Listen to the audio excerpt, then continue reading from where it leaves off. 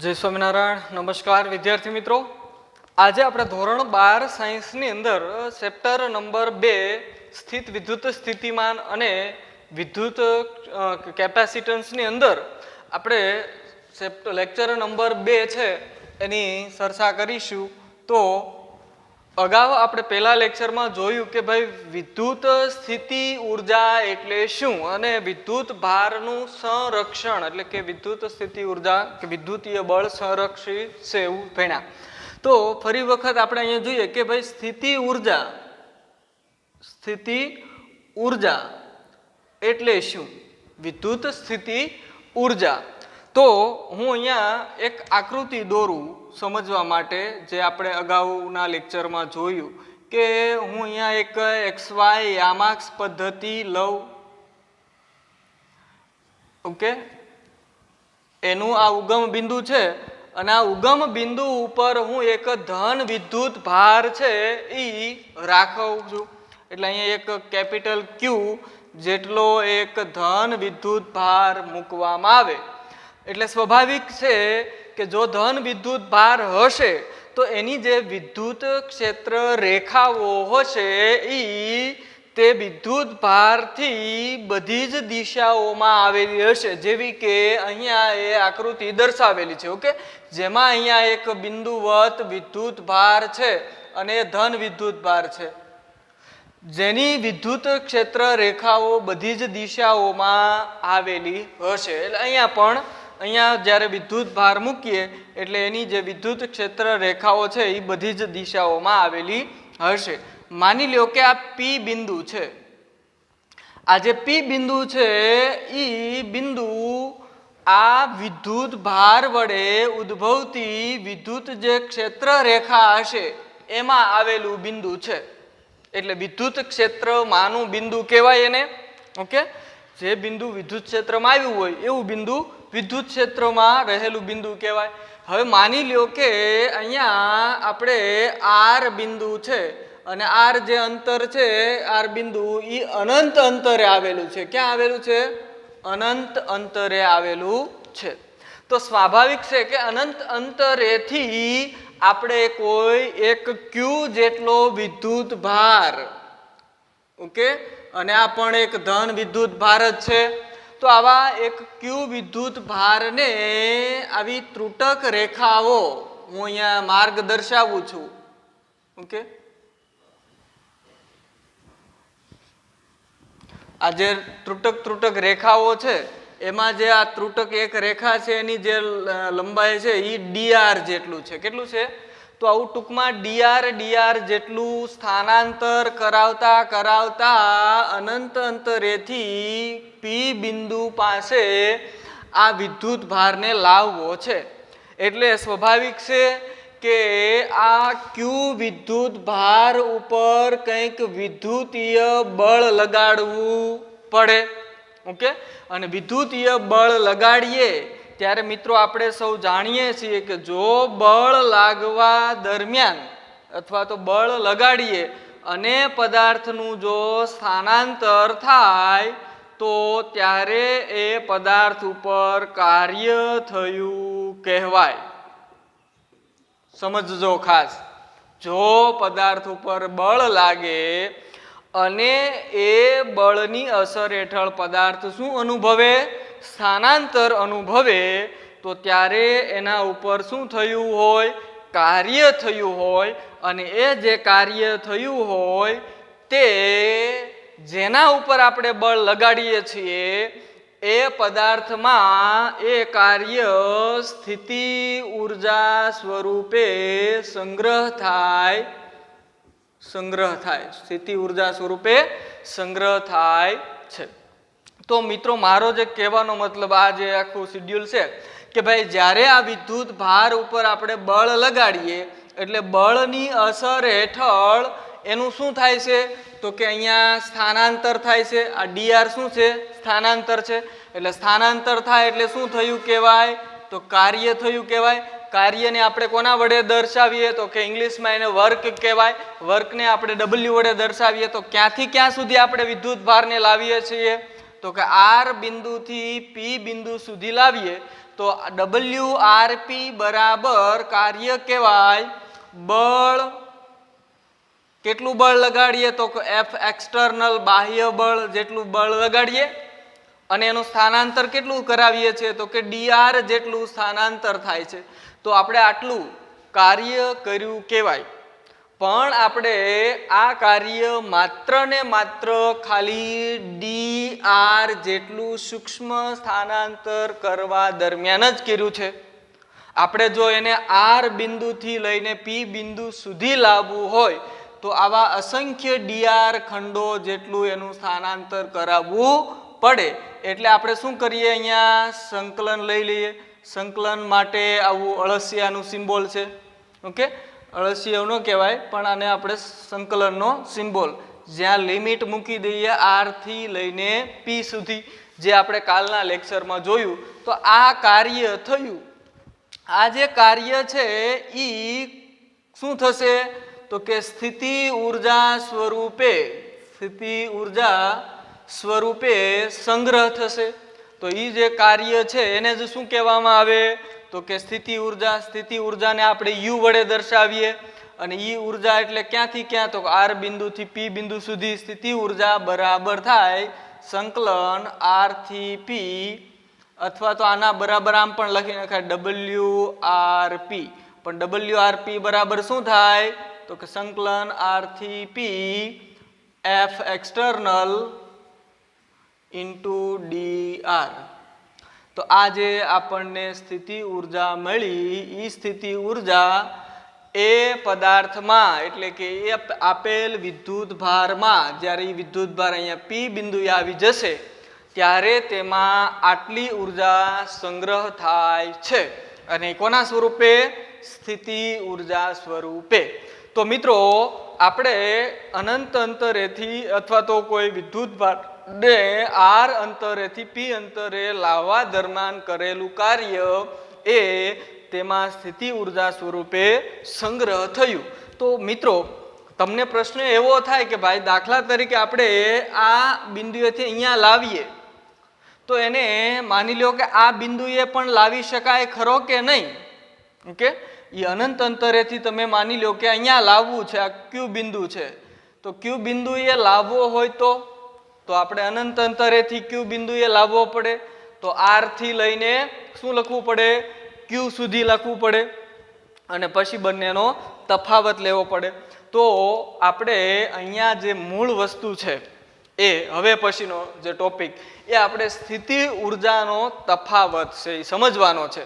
તો સ્થિતિ ઊર્જાનો તફાવત છે એ સમજીએ અને એની અગત્યતા છે થોડીક, એ આપણે મિત્રો સમજીએ કે અહીંયા આપણે દર્શાવ્યું છે કે ભાઈ વિદ્યુત ક્ષેત્રમાં કોઈ પણ બિંદુએ જ્યારે Q વિદ્યુત ભાર મૂકવામાં આવે ત્યારે તે અમુક સ્થિતિ ઊર્જા ધરાવે છે.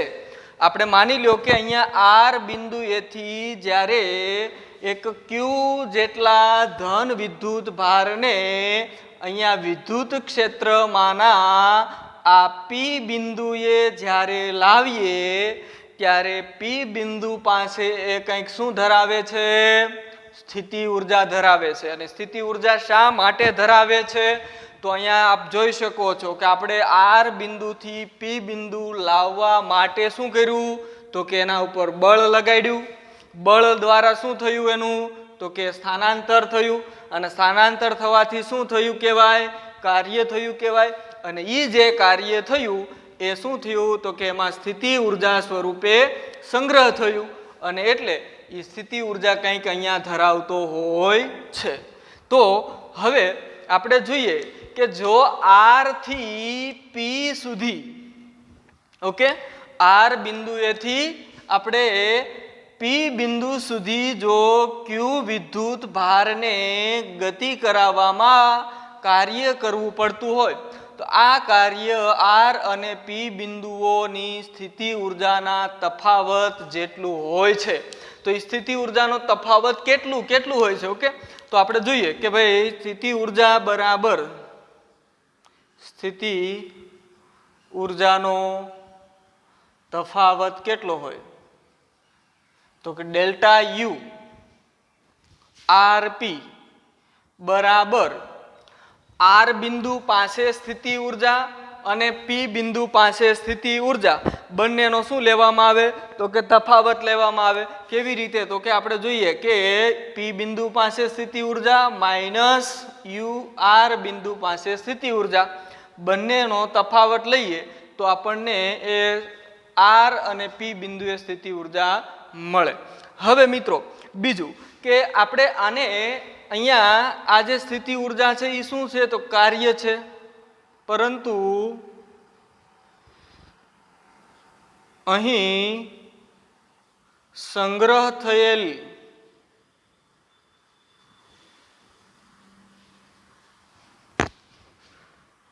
ઉર્જાનું અથવા કાર્ય અથવા અહીં કરવામાં આવેલ કાર્ય જે WRP છે ના ઋણ મૂલ્ય જેટલું વિદ્યુત સ્થિતિ ઉર્જાનો તફાવત મળે. એટલે કે આવું થાય ડેલ્ટા યુ આરપી બરાબર થશે WRP અને એનું કેવું મૂલ્ય ઋણ મૂલ્ય. ઓકે, આને સમીકરણ નંબર 1 કહીએ. હવે આ જે કાર્ય છે એ આપણને અહીંયા ઋણ મળ્યું. ઋણ શા માટે મળે છે તો કે આપણે અહીંયા આપ જોઈ શકો છો આ જે ધન વિદ્યુત ભાર છે જેને આપણે સ્ત્રોત કહીએ, વિદ્યુત ભાર ઉત્પન્ન કરતો, ઓકે, વિદ્યુત ક્ષેત્ર ઉત્પન્ન કરતો વિદ્યુત ભાર, અને આ જે વિદ્યુત ભાર છે એ કયો છે તો કે પરીક્ષણ વિદ્યુત ભાર. ઓકે, તો આપણે જ્યારે આ વિદ્યુત ભારને અહીંયા લાવીએ આ વિદ્યુત ભારના વિદ્યુત ક્ષેત્રમાં ત્યારે આ વિદ્યુત ભારનું વિદ્યુત ક્ષેત્ર આ દિશામાં છે અને વિદ્યુત ભારને લાવીએ ત્યારે કરવું પડતું કાર્ય છે ઈ આ દિશામાં છે. તો કરવું પડતું કાર્ય છે ઈ આ વિદ્યુત ક્ષેત્રને કેવું છે વિરુદ્ધ છે અને એટલા માટે વિરુદ્ધની નિશાની દર્શાવવા માટે ઋણ ચિહ્ન છે એ લેવામાં આવે છે મિત્રો. તો આમ આપણે જ્યારે કોઈ વિદ્યુત ક્ષેત્રમાં કોઈ વિદ્યુત ભારને મૂકીએ ત્યારે તેને પી બિંદુએ પણ લાવી શકાય. માની લો કે આ ક્યુ બિંદુ હોય તો અનંત અંતરેથી તમે એને અહીંયા ક્યુ બિંદુએ પણ લાવી શકો અને એ દરમિયાન કરવું પડતું કાર્ય પણ શોધી શકો. હવે તમે આ બે બિંદુઓ વચ્ચે વિદ્યુત સ્થિતિમાનનો કે વિદ્યુત સ્થિતિ ઉર્જાનો તફાવત પણ શોધી શકો, જે આપણને આ જે સમીકરણ છે એના જેટલો મળે છે. એટલે કે સ્થિતિ ઉર્જા છે એના તફાવત છે એ ખૂબ જ આપણને મહત્વ અહીંયા ધરાવે છે. હવે મિત્રો આપણે સ્થિતિ ઉર્જાના તફાવત ની અંદર એના જે અગત્યના મુદ્દાઓ છે એની વાત કરીએ તો એમાં જે અગત્યના મુદ્દાઓ છે ઉલ્લેખનીય, એમાં પહેલો મુદ્દો છે કે સ્થિતિ ઉર્જાનો તફાવત એ તેના પ્રારંભિક અને અંતિમ સ્થાન ઉપર આધારિત છે. ઓકે, પહેલો તફાવત છે આપ સમીકરણ 1 છે એ જોઈ શકો છો અહીંયા, જેમાં જમણી બાજુ જે છે એમાં ડેલ્ટા યુઆરપી એ શું છે ખરેખર તો કે સમીકરણ અહીં જો ડેલ્ટા યુઆરપી બરાબર યુપી માઇનસ યુઆર છે. યુપી એટલે શું છે તો કે અંતિમ સ્થાન છે. ઓકે, અને આ આર શું છે તો કે પ્રારંભિક સ્થાન છે. તો મિત્રો યુપી એટલે કે અંતિમ સ્થાનની સ્થિતિ ઉર્જા અને યુઆર એટલે કે પ્રારંભિક સ્થાનની સ્થિતિ ઉર્જા. તો સ્થિતિ ઉર્જાનો જે તફાવત છે એ કોનો છે તો કે પ્રારંભિક અને અંતિમ સ્થાન ઉપર આધાર રાખે છે. ઓકે, એ કયા બિંદુએ રહેલો છે એના ઉપર આધાર રાખશે નહીં, માત્ર એના બે અંતિમ સ્થાનો વિદ્યુત ક્ષેત્રમાં માની લો કે આ પી બિંદુ હોય અને આ ક્યુ બિંદુ હોય તો તેના બે સ્થાનો ઉપર જ આધાર રાખે છે.